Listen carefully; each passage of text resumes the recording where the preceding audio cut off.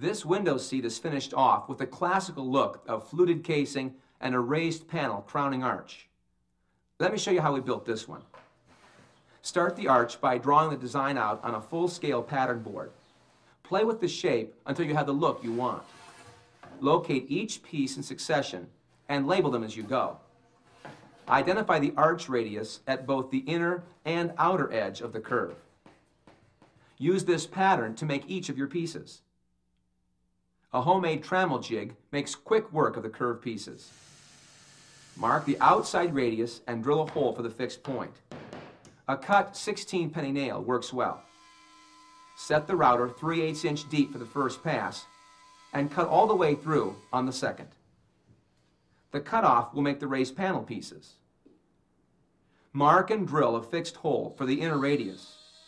Test the length before completing the cut. Use 2 passes here as well. Place the finished piece on the pattern board. It should fit perfectly. The large arched piece can be test fit as well. The matching radii will make a nice joint. Rough cut the panels to size so they are easier to fit. Work carefully, using the center line as your reference to determine the proper location for each piece. Cope and stick joints will be used for this assembly, so size the panels accordingly. Mark everything clearly to avoid confusion. Trace the cut panel to indicate its location. Use the pattern board to determine sizes for the rest of the pieces. Cut each piece to the exact dimension needed and then verify the size on the pattern board. Once all the pieces are cut to their final dimensions, route the cope and stick joints. Cut all the cope profiles first. They will typically be the ends of your pieces. The centerpiece above the arch is fine-tuned, then route it again to assure an exact fit. Next, reset the router and cut all the stick profiles. Check the fit of each joint. The centerpiece and the top of the arch should mate perfectly.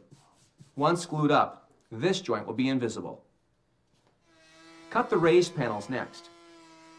Although the MDF is messy, it machines easily and makes a crisp edge. Dry fit the routed pieces. Everything should line up to the original pattern. Build a second set for the back side of the seat and glue them together. The arch on the wall shelf is built the same way. Cut and fit all the pieces, glue the center first, then clamp it together. Slide the arched raised panels into the groove, being careful not to damage the edges. A rubber mallet works great to drive these in.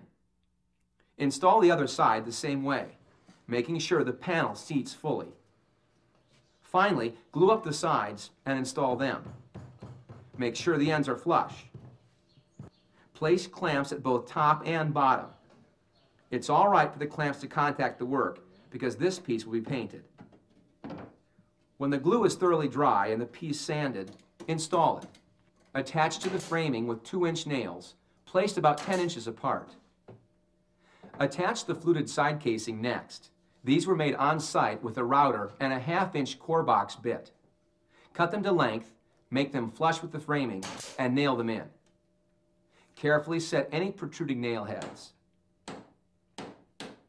These casing pieces define the project, adding character to the classical look. Measure the width of the headpiece and the size of the vertical trim pieces. Transfer those measurements to the ceiling on the other side of the window seat. They will locate the framing that will be used to support the arch assembly. The framing is 12 inches deep and made out of 2x4s. Set it to your marks and nail it with 3.5-inch framing nails. Be sure to leave a full 3/4 inch between the framing and the wall case arch. Install the finished window seat arches, beginning with the back side. Drive it tight to the ceiling with a block of wood and nail it in place. Install the front the same way, making sure the piece is tight to the ceiling. Nail the piece to the framing at both the outer edges and to the lower 2x4.